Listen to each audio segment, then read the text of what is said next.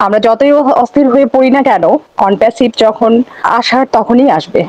তো আমরা এটা ভাববো না যে কেন আসছে না, কেন টাকা পাচ্ছি না, কবে পাবো? এটা না ভেবে বরং আমরা আমাদের যে কর্মক্ষেত্রে আমরা যে ইনভলভ আছি, আমার মনে হয় যে সেটাতেই আমরা যদি মনোযোগ দেই, এটাই বেস্ট হবে। আল্লাহর যেদিন হুকুম হবে অবশ্যই আমরা সাকসেস হব, আমরা সাকসেসের পথে। তার মানে এটা নয় যে আমরা পুরোপুরি অনপ্যাসিভের উপরে ডিপেন্ড হয়ে পড়বো। অনপ্যাসিভ আছে আমাদের সাপোর্ট হয়ে থাকবে, কারণ আমাদের বুঝতে হবে একটা কোম্পানি রান করতে একটু সময় লাগে।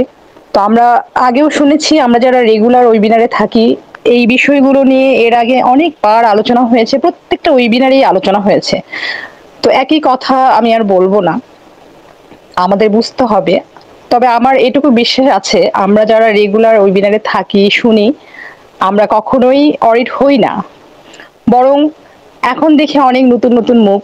হ্যাঁ, আমি খুব খুশি যে আসছে, অনেকে আসছে, আসা দরকার। কারণ আমরা কিন্তু সঠিক ইনফরমেশনটা একমাত্র আমাদের ওয়েবিনার গুলো থেকেই পাই। আমরা অনেক রকম সোশ্যাল মিডিয়ায় নেগেটিভ সব মন্তব্য বা নেগেটিভ সব ভিডিও দেখে আমরাও নেগেটিভ হয়ে পড়ি, যেটা একদমই উচিত নয়। তো আমাদের সঠিক ইনফরমেশনটা জানার জন্য আমাদের অবশ্যই ওয়েবিনার মুখী হতে হবে এবং আমাদের থাকতে হবে। তবেই কিন্তু আমরা সঠিক ইনফরমেশনটা পাবো। তো সবাইকে রিকোয়েস্ট করব, আপনারা ওয়েবিনারে আসেন, আপনারা শুরু থেকে শেষ পর্যন্ত থাকেন সঠিক ইনফরমেশনটা পাওয়ার জন্য। কারণ আমরা বাঙালিদের একটা অভ্যেস আছে, সেটা হচ্ছে যে আমরা নেগেটিভের দিকে যাই বেশি, আর নেগেটিভ কথাগুলো আমরা বিশ্বাস করি বেশি।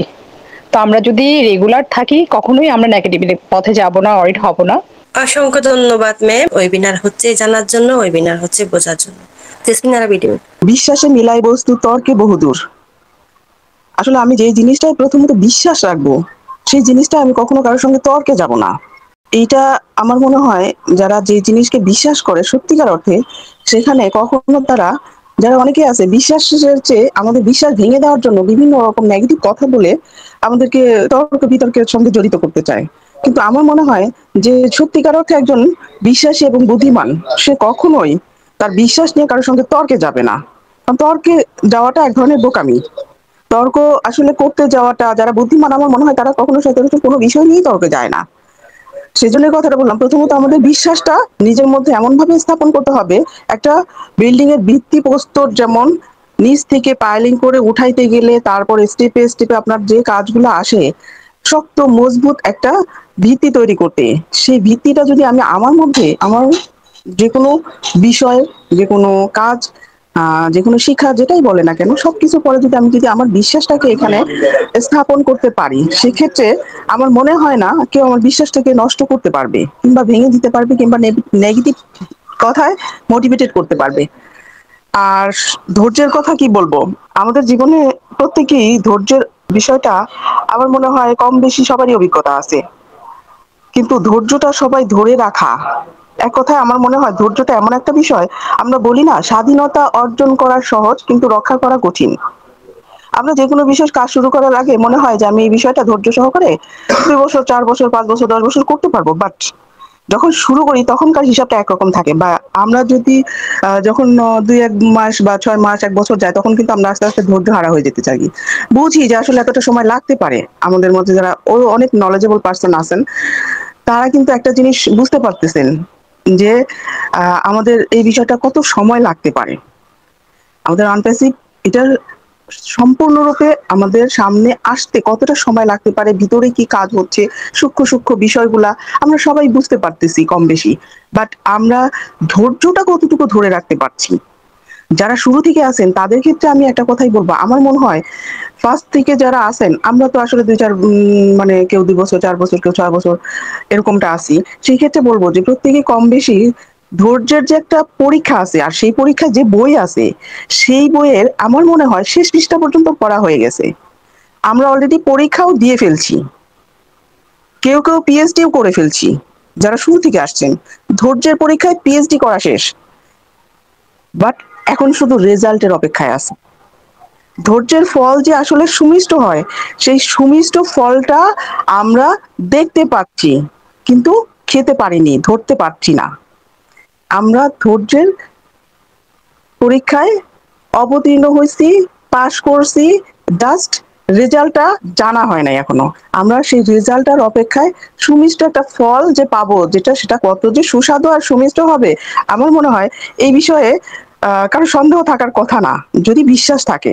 ধৈর্য এবং বিশ্বাস এই দুইটা একসঙ্গে সম্মিলিতভাবে যেটা হয়েছে সেটা হলো আমরা এখন সুমিষ্ট ফলটা আমাদের সামনে আসবে, সেই অপেক্ষায় শুধু আছি। আর বাকি একটু সময় অপেক্ষা, একটু সময়ের অপেক্ষায় আমরা অবশ্যই সেই ফলটা খেতে পারবো।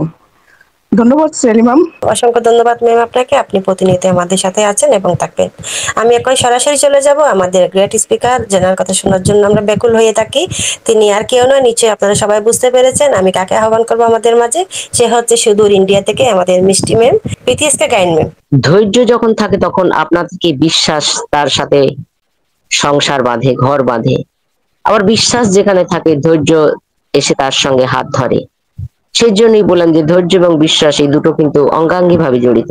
আমরা সফলতার মূল চাবিকাঠিগুলো যদি ভাবি, মূল চাবিকাঠিগুলোর মধ্যে ধৈর্য, বিশ্বাস আর আমি বলবো সেই সাথে পরিশ্রম, এই তিনটে খুবই গুরুত্বপূর্ণ, খুবই গুরুত্বপূর্ণ বিষয়। আমরা যদি ইসলামিক দৃষ্টিকোণ থেকে দেখি, তাহলে ধৈর্য হলো একজন মুমিন ব্যক্তির ভূষণ। ভূষণ মানে আমরা জানি যে পোশাক। একজন ব্যক্তির উত্তম চরিত্রের বিশেষ গুণ আমরা জানি সেটা ধৈর্য আর তার সাথে বিশ্বাস। আমাদের প্রাত্যহিক জীবনে চলার পথে ভালো মন্দ, বিপদ আপদ, কষ্ট, সমস্যা, বিভিন্ন জটিলতা, সর্বক্ষেত্রে আমরা চলে যাই, কিন্তু সর্বক্ষেত্রে আমাদের প্রয়োজন পড়ে ধৈর্যের। তাই পৃথিবীতে আমরা জানি যে সমস্ত যত মানুষ আজকে সফলকাম হয়েছে, সফলতার উচ্চ শিখরে পৌঁছাতে পেরেছে, আমরা যদি তাদের জীবনী দেখি তাহলে কিন্তু আমরা বলতে পারি যে বিশ্বাস আর ধৈর্য একজন মানুষের জীবনে অপরিহার্য এবং গুরুত্বপূর্ণ বিষয়। একজন মানুষ জীবনে কখনোই সাফল্যের স্বর্ণ শিখরে পৌঁছাতে পারবে না যতক্ষণ না তিনি সেই ধৈর্যের কাছে মাথা নত করবেন। আমরা জানি যে আসলে যুগের আবর্তনে যত মানুষ এই আজ পর্যন্ত সফলতার মুখ দেখেছে, তাদের পেছনে রয়েছে কিন্তু এই কঠিন ধৈর্যের পরীক্ষা। আর তাই সফলতার মূল মন্ত্র হচ্ছে কঠিন পরীক্ষায় পড়ে সেই পরীক্ষায় ধৈর্য আর বিশ্বাসের সাথে উত্তীর্ণ হওয়া। ধৈর্যশীল মানুষের মধ্যে নেগেটিভিটি অর্থাৎ নেতিবাচক আবেগ কম কাজ করে। মহান সৃষ্টিকর্তা আল্লাহ তাআলা সর্ব জায়গায় ধৈর্য ধারণের নির্দেশ দিয়েছেন, সমস্ত দিক থেকে।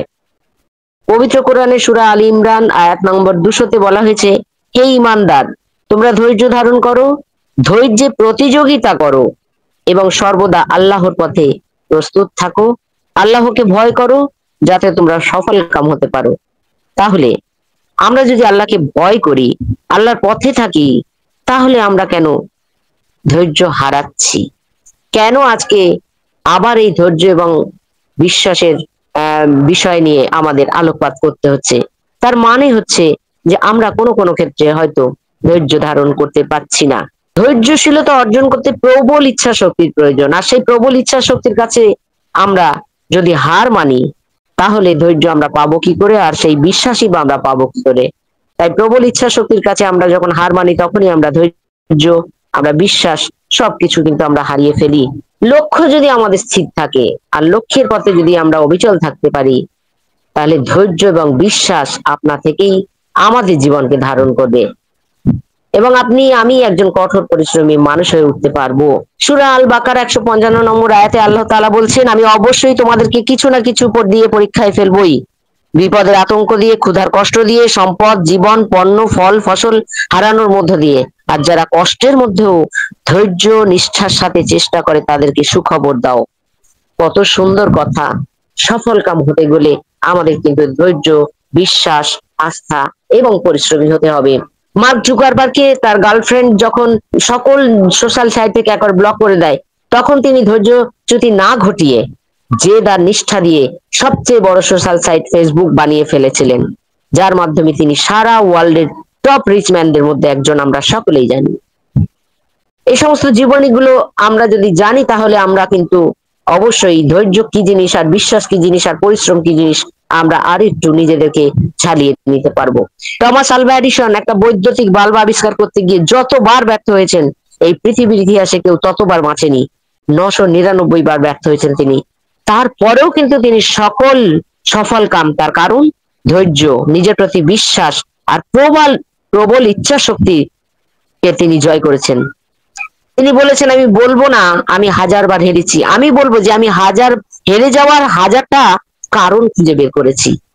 তার মানে এই 1000টা কারণ খুঁজে বের করার জন্য একমাত্র ছিল তার কাছে ধৈর্য, তার কাছে বিশ্বাস, তার কাছে আস্থা, তার কাছে ভরসা। আর সেই জন্যই কিন্তু তিনি আজকে সফল কাম ব্যক্তিদের মধ্যে একজন। সাইকেল গ্যারেজে কাজ করা রাইট ভ্রাতৃদ্বয় প্ল্যান করে যতবার চেষ্টা করেও বিমান উড়াতে ব্যর্থ হয়েছেন, তবুও কিন্তু তিনি বিমানটা আবিষ্কার করেই ছাড়লেন। তার একটাই কারণ, তিনি ছিলেন কঠোর পরিশ্রমী, ধৈর্য ধারণকারী, আস্থাশীল, নিজের প্রতি বিশ্বাসী এবং লক্ষ্যে স্থির। বিল গেটস পৃথিবীর ধনী ব্যক্তি। এই সমস্ত জীবনগুলো আমাদের কিন্তু শেখায় যে ধৈর্যের ফল মিষ্টি হয়। আমাদের ম্যাম একটু আগেই বলছিলেন, সত্যিই ধৈর্যের ফল মিষ্টি হয়। আর সেই মিষ্ট ফল পাওয়ার আশায় কিন্তু আমরা প্রত্যেকেই এখানে যারা আমরা অন প্যাসিভের প্ল্যাটফর্মে আছি, আমরা সকলেই কিন্তু অবশ্যই ধৈর্য ধারণ করছি, ধৈর্য ধারণ করে আছি। এবং আমি মনে করি ধৈর্যের পরীক্ষায় আমরা অনেকটাই একেবারে উত্তীর্ণ। আর উত্তীর্ণ হচ্ছি বলেই কিন্তু আজকে আমরা কিন্তু সেই সফলতার দ্বার প্রান্তে আমরা আসতে সক্ষম হচ্ছি। আমরা প্রত্যেকেই বিচলিত হচ্ছি। আমরা সেপ্টেম্বর মাস আমাদের গোল্ডেন মান্থ, অক্টোবর মাস আমাদের গোল্ডেন মান্থ, নভেম্বর মাস আমাদের গোল্ডেন মান্থ, 24th আমাদের গোল্ডেন ইয়ার। কিন্তু যখন আমরা দেখছি এক একটা মাস পেরিয়ে যাচ্ছে, বছর শেষ হতে যাচ্ছে, হয়তো আমাদের অনেকের, আমি সকলের বলবো না, ধৈর্যচ্যুতি হচ্ছে। কিন্তু আমরা যদি এটাকে মানসিক ভাবে মনে করি যে অবশ্যই এই মান্থটা গোল্ডেন মান্থ, অবশ্যই এই ইয়ারটা গোল্ডেন ইয়ার, কোন দৃষ্টিকোণ থেকে দেখবো? দৃষ্টিকোণ থেকে এইভাবেই দেখবো যে 2018 সালে যখন অনপ্যাসিভ গুটি গুটি পা পা করে এই পৃথিবীর বুকে এলো, তখনের যে পরিস্থিতি আর এখনের যে পরিস্থিতি, তাহলে যত পথ আমরা পেরিয়ে এসেছি, সেই পথগুলো কিন্তু একটা কঠিন থেকে কঠিনতর পরিস্থিতির মধ্যে থেকে আমরা আজকে এই জায়গায় উপনীত হয়েছি। তাই কেন আমরা বলতে পারবো না যে মাসটাই আমাদের সামনে আসছে সেটা গোল্ডেন মান্থ, যে বছরটাই আমাদের কাছে আসছে সেটা গোল্ডেন ইয়ার। আমরা এইভাবে যদি ধরি তাহলে আমাদের ধৈর্যের বাঁধ ভাঙবে না, আরো ধৈর্যের পরীক্ষায় আমরা সফলকাম হতে পারবো। কারণ অনপ্যাসিভ প্ল্যাটফর্ম একটা সহজ সরল একটা প্ল্যাটফর্ম নয়।